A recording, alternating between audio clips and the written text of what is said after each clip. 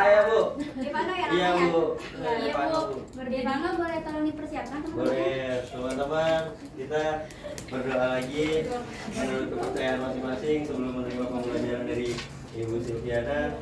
Berdoa mulai. Selesai. Duduk siap. Siap. Beri salam. Assalamualaikum warahmatullahi wabarakatuh. Waalaikumsalam warahmatullahi wabarakatuh. Baik, sebelumnya karena Ibu baru pertama kali di sini, Ibu izin memperkenalkan diri dulu ya. Iya Bu. Perkenalkan, nama Ibu Silviana Dwi Anggraini, bisa dipanggil Ibu Silvi. Gitu. Ini kan masih pada baru ya? Enggak, bukan yang baru, kalian yang ibunya yang baru. Nah, ini kayak pada lemes banget nih, kita tepuk semangat dulu kali ya. Jadi tepuk semangatnya kayak gini nih. Tepuk semangat. Semangat gitu ya. Kita mulai ya. Tepuk semangat.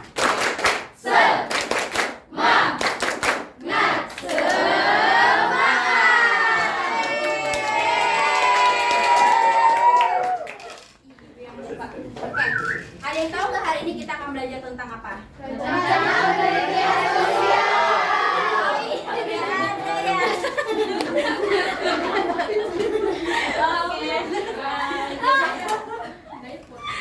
Aduh, antusiasnya keren banget nih.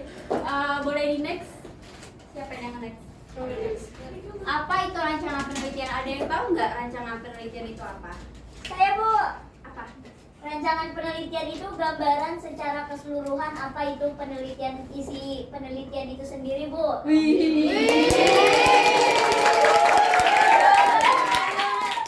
Namanya siapa? Alia Bu. Oh, Alia, terima kasih Alia, keren banget. Betul yang dibilang Alia. Rancangan penelitian itu sebenarnya itu lebih mengacu pada rencana atau kerangka kerja yang telah disusun sebelum kita melakukan penelitian. Jatuhnya sih sebenarnya lebih ke langkah-langkahnya gitu. Boleh next? Selanjutnya ada penelitian terdahulu. Coba kita lihat dulu nih ya. Oh ya, tadi Ibu lupa. Ini pada masuk semua atau ada yang masuk? Masuk semua. Oke, berarti Ibu minta baca dari absen nih. Siapa ya? Coba Dina, tolong baca dari penelitian terdahulunya aja. Oke, baik Ibu. Dalam penelitian terdahulu, dalam rancangan penelitian, hasil penelitian terdahulu penting untuk diikutsertakan. Ini membantu menghindari duplikasi, memposisikan penelitian dengan tepat dan memberikan data mendukung untuk temuan baru. Oke, jadi terima kasih Dina. Jadi contoh dari penelitian terdahulu ini tuh kayak misalkan peneliti ini tuh mencari informasi tentang tema yang akan dibahas. Jadi misalkan contoh temanya itu kayak hubungan permainan tradisional dengan keterampilan anak. Nah, jadi si peneliti itu dapat mengetahui dan dapat memposisikan penelitiannya. Jadi peneliti itu dapat mengetahui apakah apakah tema serupa itu pernah dilakukan ataukah memang penelitian ini merupakan penelitian rintisan gitu. Selanjutnya ada latar belakang. Nah, dalam bagian ini peneliti itu harus mampu mengemukakan alasan dipilihnya suatu masalah atau topik yang akan dijadikan bahan penelitian.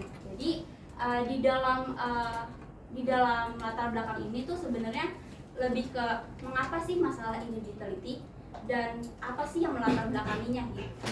Boleh next? Baik, selanjutnya ada perumusan masalah. Itu maksudnya yang baju hitam siapa namanya?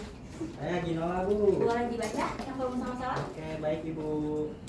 Jadi ini perumusan masalah. Perumusan masalah penelitian adalah tahapan penting yang melanjutkan latar belakang masalah dengan menekankan pertanyaan yang ingin dijawab Bu. Oke, terima kasih Mas Ginola ya. Jadi perumusan masalah ini tuh dia tuh lebih melibatkan identifikasi masalah atau isu-isu yang spesifik yang akan diteliti gitu. Jadi perumusan masalah ini juga membentuk pertanyaan yang jelas dan terarah. Di dalam perumusan masalah ini biasanya peneliti itu memasukkan unsur-unsur yang nantinya itu akan menjadi jawaban dari penelitian tersebut gitu. Selanjutnya ada pertanyaan penelitian. Apakah ada orang yang main baca? Oh enggak. Ada deh. Ada yang namanya Intan nggak? Aku Bu, Tolong dibaca pertanyaan penelitian ya. oke. Pertanyaan penelitian. Pertanyaan penelitian berfungsi sebagai dasar penelitian yang akan dilakukan. Ini karena pertanyaan penelitian adalah hal-hal yang ingin dijawab melalui penelitian. Ya, terima kasih untuk Intan. Jadi pertanyaan penelitian ini tuh merupakan hal yang paling penting dan hal yang paling inti dalam rancangan penelitian. Karena apa? Karena pertanyaan penelitian ini tuh dapat menentukan variabel yang akan kita pelajari, lalu metode yang akan kita gunakan, dan juga pertanyaan penelitian ini tuh mampu menghasilkan jawaban yang kita harapkan gitu. Bisa di next. Selanjutnya ada tujuan dan manfaat penelitian. Tujuan penelitian adalah hasil yang ingin dicapai melalui proses penelitian. Jadi tujuan penelitian ini dapat berupa pengungkapan kebenaran, lalu juga pemahaman yang lebih baik tentang fenomena dan memberikan solusi masalah yang diidentifikasi. Lalu selanjutnya ada manfaat penelitian. Manfaat penelitian adalah hasil positif yang diperoleh dari proses penelitian atau implementasi temuan penelitian tersebut. Jadi manfaat penelitian ini tuh bisa berupa kontribusi pengetahuan, perbaikan kebijakan, dan sebenarnya manfaat penelitian itu bisa kita rasakan gitu. Bisa dirasakan oleh individu, kelompok, ataupun masyarakat secara meluas. Bisa di next. Selanjutnya ada landasan teori. Landasan teori merupakan telaah masalah penelitian berdasarkan berbagai teori dan literatur yang terkait. Jadi landasan teori itu dia tuh mencakup konsep-konsep pada variabel yang akan diteliti dan juga metodologi pengumpulan data yang relevan. Lalu ada hipotesis. Ibu capek nih ngomong mulu, boleh nggak Mbak yang pakai kerudung ini nih? Nak, siapa namanya? Fatima Bu. Fatima, boleh. Fatima dibacanya tentang hipotesis. Oke, siap Bu. Di situ ada hipotesis. Hipotesis merupakan kemungkinan jawaban atas masalah penelitian. Disebut merupakan kemungkinan karena belum dibuktikan lewat penelitian di lapangan. Baik, terima kasih Fatima. Jadi hipotesis ini itu merupakan pernyataan yang mengaitkan antara dua atau lebih variabel dalam penelitian gitu. Jadi yang mengasumsikan adanya hubungan atau pengaruh dari variabel tersebut. Bisa di next. Nah, selanjutnya ada metode penelitian. Dalam bagian metodologi, paling tidak terdapat 4 bagian inti, yaitu jenis penelitian, teknik pengumpulan data, teknik analisis data, dan unit analisis. Yang pertama itu ada jenis penelitian. Pada intinya merupakan bentuk penelitian yang ingin dilaksanakan oleh peneliti. Jenis penelitian berkaitan erat dengan masalah penelitian dan cara atau teknik pengumpulan data. Selanjutnya ada teknik pengumpulan data. Sebelum membahas teknik pengumpulan data, penting untuk memahami jenis data yang akan digunakan. Data dapat dibagi menjadi dua jenis utama, yaitu data primer dan data sekunder. Jadi data primer itu merupakan data yang diperoleh secara langsung dari lapangan penelitian gitu. Contohnya itu melakukan wawancara kepada narasumber atau menyebar kuesioner.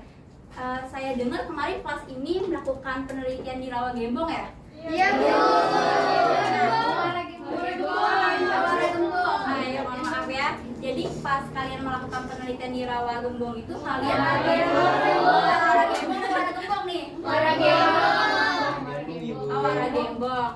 Jadi waktu kalian melakukan penelitian di Rawa Gembong ya, itu melakukan penelitiannya dengan cara apa? Wawancara bukan? Terus juga ada kuesioner enggak? Ada. Nah, itu termasuk dari contoh data primer gitu. Nah, kalau data sekunder itu kebalikannya. Data sekunder itu memperoleh data secara tidak langsung. Jadi seperti lewat koran, dokumentasi atau jurnal-jurnal gitu.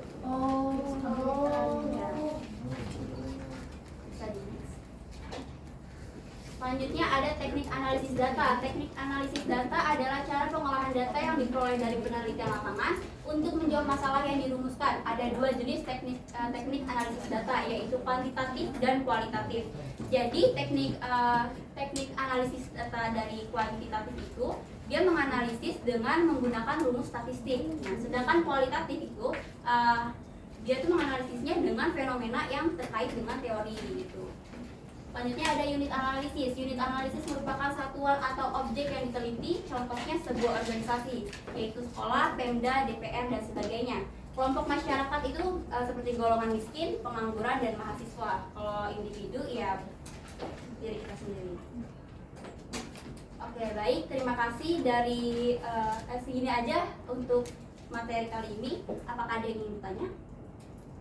Ibu Ya, mau nanya, apa? dari semua yang tadi Ibu jelasin, apa sih keunggulan dan kelemahan penggunaan data primer dalam penelitian? Oh, yang di Logam Buang itu? Iya.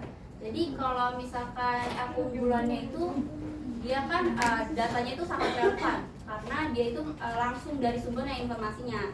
Nah, kalau kelemahannya itu karena jarak ya, jangkaunya, keterbatasan akses gitu. Itu salah satu kelemahannya karena keterbatasan akses kita, populasi dan tempatnya itu yang kurang terjangkau gitu. Terima kasih Bu. Apakah ada lagi yang bertanya? Sudah mengerti semua? Sudah Bu. Paham. Alhamdulillah. Baik, terima kasih untuk pelajaran kali ini. Dari Ibu sih untuk hari ini segini aja. Jangan lupa minggu depan kita akan ada ulangan harian ya.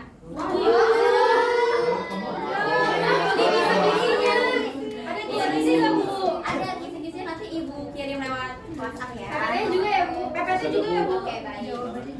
Oke, Ibu cukupkan sampai hari ini segini aja. Ketua kelas boleh dipersiapkan. Oke, teman-teman kita ucapkan terima kasih untuk kegiatan 1, 2, 3. Terima kasih Ibu Silvi.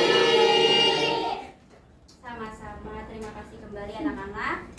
Sampai jumpa di minggu depan. Wassalamualaikum warahmatullahi wabarakatuh. Waalaikumsalam.